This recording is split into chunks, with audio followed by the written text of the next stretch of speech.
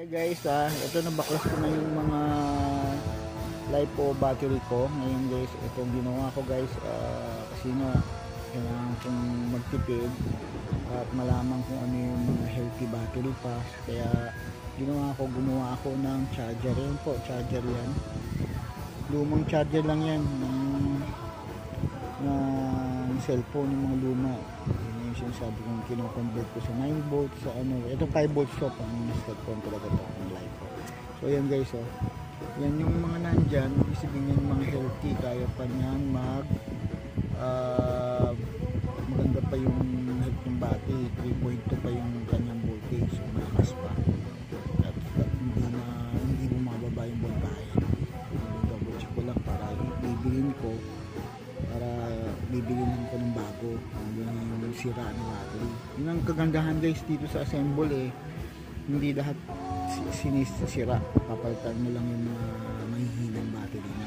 Saka yun, yung BMS ko nga nasira nga, sabi ko sinip ko nasira na yung BMS, wala nang ano dito, yan nasunog yung part na yan.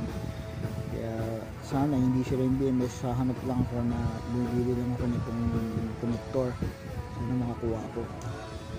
At meron din akong upgrade, baka gawin ko na lang din siyang 32S. Yan guys, ganyan lang pang upgrade, ganyan lang pag-check guys. So i-check mo muna siya ng battery. So i-check mo muna, i-check mo siya ng ng tawag dito ng meter. Ngayon i-charge mo siya. Ngayon pag na-charge mo na siya, gaya ko gumawa na ako ng charger ayun, kasi nga clip siya, iniipit ko lang, so lahat yan ano ko lang yan ginawa ko kaling sa lumang charger.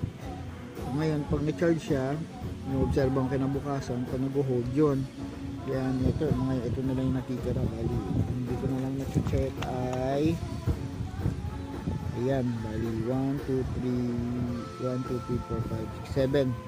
Pero ito kasi may problema guys, hindi na matanggal, nag-lock na yun doon. So kakagamitin ko na ito sa solar. Pag okay ito, gagamitin ko sa solar.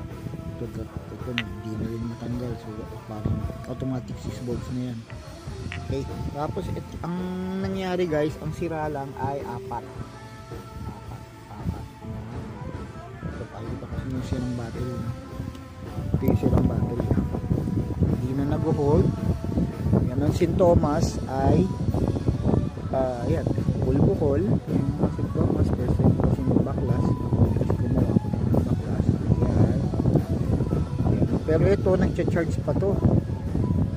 Ito hindi naman nagcha-charge. Iba dyan nagcha-charge pero umiinit. Yun yung sign na hindi na siya pwede. Tapos iba naman totally hindi na nagcha-charge.